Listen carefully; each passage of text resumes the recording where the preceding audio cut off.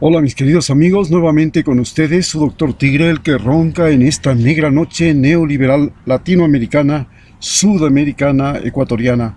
Un consejero de internautas que dice saber más por lo que le enseñaron campesinos y pescadores que por lo que le enseñaron sus profesores. Hoy hablaremos acerca precisamente de las becas, algo que tiene que ver con los profesores y la educación en el Ecuador. Vale señalar que yo debo también parte de mis estudios al IES porque saqué un préstamo y pude ir a estudiar en Rusia, y gracias a mis estudios en Rusia después pude abrir una empresa en Rusia que se dedicaba a la exportación de plantas medicinales y flores, llamada Ecuaplanta, que operó desde el año 1993 hasta 1997 en la ciudad de Moscú, precisamente dentro de la Universidad Lomonosov de Moscú.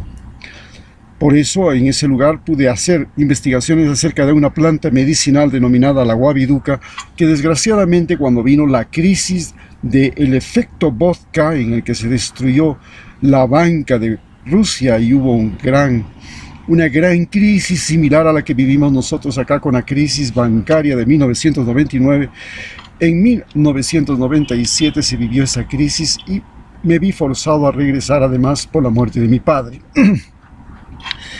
Pero quiero señalarles a ustedes que también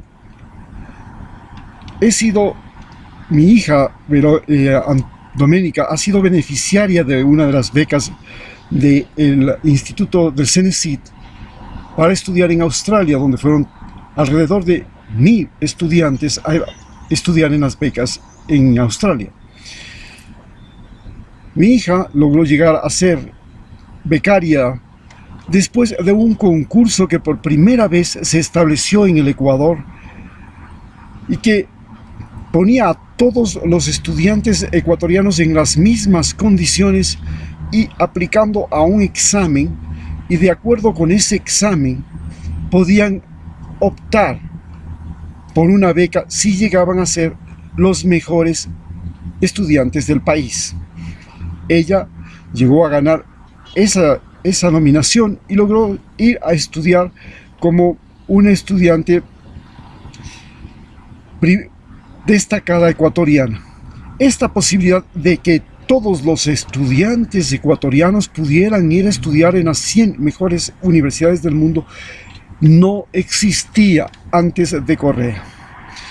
Antes de Correa, las becas eran para los hijos de los burócratas que estaban en el gobierno de turno y para los ricos, así como también para los que llegaban a ser seleccionados por la Fulbright, por las embajadas, y esto era un teje de relaciones políticas y de relaciones sociales que no realmente calificaban al individuo por sus méritos, sino por sus relaciones. De esta manera, las becas fueron un privilegio de los más ricos que les permitían no ser marqueses, condes o barones como en el tiempo de la colonia, que iban a España justamente para poder vincularse y tener estos títulos nobiliarios, sino ser másters, PhDs, etcétera, etcétera, que se traducía acá como un mérito aristocrático. Entonces, el Ecuador que existía antes de Rafael Correa era un Ecuador en el que la gente, los gobiernos, el poder, simplemente procuraba la desigualdad social, la diferenciación social, como nos lo señala Rafael Correa. Para la gente de estos tiempos, de aquellos tiempos antes de Rafael Correa, era insoportable que la hija de la lavandera, de la cocinera, pudiera estar en un colegio, como ahora lo es el 24 de mayo, como ahora lo es el Manuela Cañizares, como ahora lo es el Mejía, con bachillerato internacional, que le daba la oportunidad de ir a estudiar en cualquier país del mundo. y con una certificación internacional, porque los bachilleratos internacionales solo los tenían el colegio americano, el colegio alemán y los colegios de la élite. Cuando llega Rafael Correa y crea los colegios del milenio, y en cada colegio del milenio van profesores seleccionados, y todos los colegios del milenio son iguales en todas las partes del país, en todas las provincias, en todos los cantones. Tienen la misma arquitectura, procuran tener los mismos exámenes, los mismos profesores, el mismo pensum, los mismos laboratorios, la misma red de internet, los mismos microscopios, las mismas computadoras en todo el país, y todo el país comienza a tener una distribución del conocimiento y de la riqueza, como cuando se construyeron las carreteras, que las carreteras ya no les servían como la carretera que se construyó a Mompiche por parte del prefecto de Esmeraldas, que la construyó hacia su propiedad, que luego se la dio a Abdalá Bucaram, y Abdalá Bucaram se la vendió a Decameron. Entonces, así era como se hacían antes las obras públicas. Se hacían para la carretera del patrón, para la ciudad del patrón, para la hacienda del patrón. Lo mismo era la educación. Las becas eran para los hijos de la élite, los hijos del sangre azul, los hijos del burócrata privilegiado que aprovechaba la oportunidad, porque vivíamos en un país, el país de los oportunistas, de los del creo, creando oportunidades. Era el país de los oportunistas, entonces vivíamos de tumbo en tumbo. Primero, las becas, por supuesto, y las posibilidades de estudio en el extranjero fueron para los hijos de los grandes cacaoteros. Recordemos la época del gran cacao, cuando empezó el siglo, y nosotros éramos los mayores exportadores del mundo de cacao. Y los hijos de los gran cacao ni siquiera vivían en el Ecuador, vivían en Francia, vivían toda la cultura en ese momento era el opio, la cultura de la liberación de la inteligencia, del romanticismo, mientras acá los indígenas que viajaban de la costa, de la sierra a la costa para trabajar en esas plantaciones, morían de fiebre amarilla y sus plantaciones eran comidas por la escoba de bruja. Luego llegó la gran época del banano y todos ya no querían ir a estudiar en Europa, querían ser becarios o estudiantes por dinero propio en los Estados Unidos, y comenzamos a mandar gente a los Estados Unidos. Era la época de los 50, de los 60, y llegaron de allá los enajenados. Eran los individuos que veían que el comunismo, porque era la época del anticomunismo en Estados Unidos, el comunismo era lo peor del planeta Tierra. Entonces, la gente que iba a estudiar en las universidades becadas por la Comisión Fulbright, por la Embajada Norteamericana, por los padres que tenían dinero, por las mismas universidades de esos países, llegaban para ser indoctrinados. Y se indoctrinaban en cualquier cosa que fuera anticomunismo. Allá mandamos militares.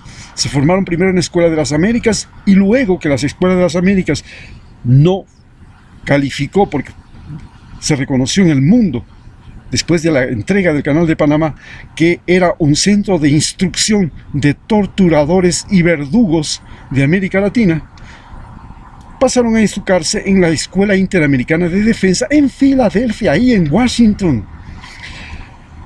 De ahí se formó nuestro actual ministro de Defensa.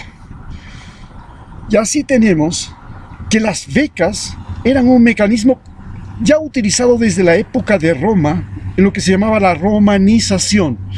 Coger a los muchachos como esclavos en los pueblos y llevarle a Roma, y en Roma formarlos para que sean aliados, oficiales, militares, empresarios ciudadanos de Roma.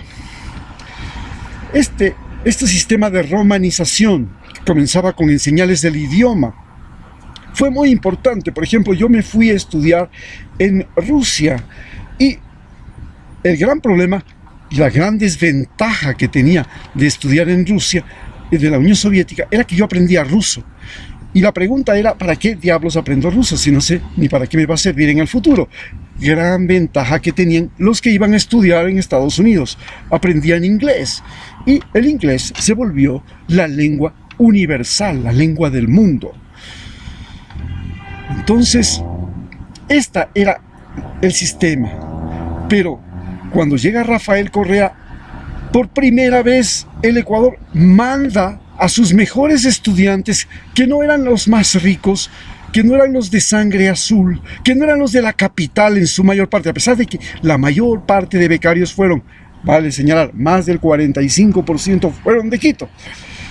¿Y por qué razón? Porque en Quito estaban las mejores escuelas y colegios, los mejores profesores, los mejores laboratorios, y el rato de hacer el examen ganaban, pero además porque hubo una permeabilización de Alianza País. Alianza País se fue corrompiendo, se fue dañando en la época de Rafael Correa. Y como prueba de eso es que cuando cae Rafael Correa, cuando cambia el régimen, Alianza País se convierte en el partido de los traidores. Aquel partido que antes otorgaba las becas ya comenzó a deteriorar esto, a podrir las entrañas mismas de la Revolución Ciudadana y terminó siendo el partido de los traidores, como Lenin Moreno a la cabeza y todos los asambleístas que ahora se reparten los carnets de discapacitados, se repartieron las becas, se repartieron los hospitales, y así fue como, desgraciadamente, Rafael Correa no pudo controlar, porque la persona que debía controlar el comportamiento de los elementos de su partido era el jefe del partido, y la jefa del partido era una cuencana que se sentía perteneciente a la aristocracia de Cuenca y que permitió que la mitocracia, o sea, el poder de los mentirosos, de los mitócratas de Quito y de la Sierra, se apropiara de Alianza País. Y luego, cuando llega el gobierno de Lenín Moreno, los mitócratas se apropian fundamentalmente del CENESID y de las universidades hechas por Rafael Correa. Hablamos de la Yachay, de la Universidad Iquiam y la Universidad Pedagógica del Cañar. Las universidades emblemáticas. Es así como se logran repartir el botín de las becas. Finalmente, con sorpresa, nos enteramos que la hija del presidente tiene no sé cuántos doctorados en las mejores universidades del mundo y habla 5 idiomas. Ah, y qué casualidad. No ha sido por una beca. No, ha sido por mérito propio. Hasta en eso se vive en América Latina y en Ecuador este sistema de canje de favores.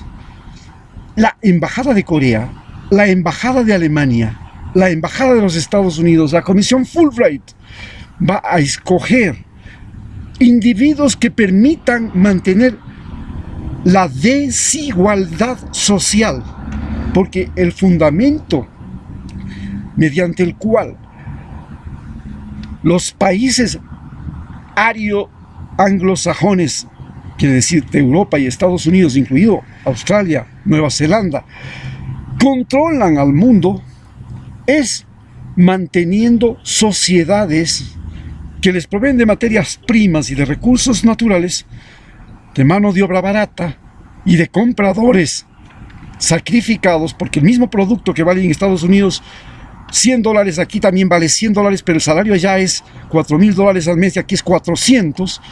Entonces, estos explotados viven una sociedad denominada la sociedad de la desigualdad. América Latina es el continente más desigual del mundo. Y lo que ellos hacen es formar cerebros para mantener el sistema de desigualdad. Fue un error para ellos imperdonable el haber formado a Rafael Correa, como en la época de Roma César Augusto formó a Arminio, el alemán el germano que después, utilizando los conocimientos como general de la caballería romana, levantó a Roma contra el Imperio Romano. Esto mismo pasa en este momento con Rafael Correa. Rafael Correa fue formado en una universidad en los Estados Unidos. Y con esos conocimientos y con el conocimiento del inglés, de la historia de los Estados Unidos, de la filosofía, de los conceptos y todo, llega a América Latina y comienza a mover a la sociedad para quebrantar el sistema fundamental de dominación que tienen Europa y Estados Unidos desde la época de Cristóbal Colón sobre los territorios de América, que ha sido fundamentalmente mantener y multiplicar la desigualdad. Hoy la desigualdad es el motivo fundamental de las protestas en América Latina y posiblemente de una gran guerra civil que se puede estar presentando si es que el sistema electoral latinoamericano sigue siendo manipulado y servil, como está pasando en Bolivia, donde Donald Trump quiere poner una presidenta, Áñez; en Venezuela, donde Donald Trump quiere poner un presidente, Guaidó; o en Ecuador, donde Donald Trump ya puso un presidente, Lenín Moreno, y puso otro en Brasil, Bolsonaro, y quiere continuar con Otto Sonnenhösner. Este sistema de otorgar becas para mantener la desigualdad fue contrarrestado por Rusia y China, que en cambio ofrecían becas a los estudiantes, no para formar gente que venía a proponer y a mantener la desigualdad, sino para contaminar al capitalismo de aquí y procurar una sociedad de lucha de clases donde los trabajadores y los campesinos puedan llegar a acceder al poder. Muchos de los becarios que se fueron a esos países terminaron de profesores de la universidad, terminaron de profesores de funcionarios públicos y de motores de organizaciones como las organizaciones de trabajadores, las organizaciones de campesinos. Pero el gran problema era que esta indoctrinación que hacían los países comunistas pensaban que la sociedad mejor era aquella en la que los seres humanos primero perdían movilidad. Por ejemplo, en Rusia, ¿por qué a mí no me gustó la Unión Soviética? Porque en la Unión Soviética, para usted irse de un lugar a otro, tenía que sacar un permiso que se llamaba propiska, y la propiska era un permiso que se lo daban la policía del lugar donde usted estaba viviendo, siempre y cuando usted recibiera una invitación de otra persona, sea de otro pueblo, de otra ciudad o de otro país. Si no, usted no podía moverse, usted tenía que vivir como planta en ese lugar. Ese fue el primer gran error del socialismo. El segundo gran error del socialismo fue pensar que la iniciativa privada, la ilusión, el deseo de hacer, la inventiva, era privilegio solo del Estado, y que solo el Estado podía tener eso. Entonces todo individuo que quería tener, renovar, innovar, crear, fabricar, diseñar su propia empresa, hacer su propio proyecto de vida, eso no podía hacer.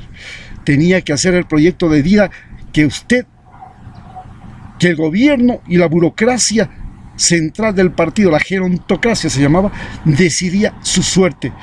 Ese fue el segundo grave error del sistema comunista. Y la tercera grave error del sistema comunista fue el pensar que todos los seres humanos éramos iguales. Y esencialmente todos los seres humanos somos desiguales. Y lo más importante es crear una sociedad donde la desigualdad, las diferencias, la diversidad sea tolerada. No todos los seres humanos hechos al mismo patrón. Por eso no se permitía el homosexualismo, no se permitía el cambio de la moda. Tenían que vestirse de la misma forma, tenían que escuchar la misma música, tenían que comer la misma cosa, y esto realmente atentaba contra la misma naturaleza del ser humano, que era la diversidad. A partir de esos conceptos, las becas que ofrecían los partidos de Europa no fueron realmente algo que modificó, que cambió, pero sí permitió que los países de África, los países de Asia, Cuba, Nicaragua, se lograran independizar, dejar de ser colonias.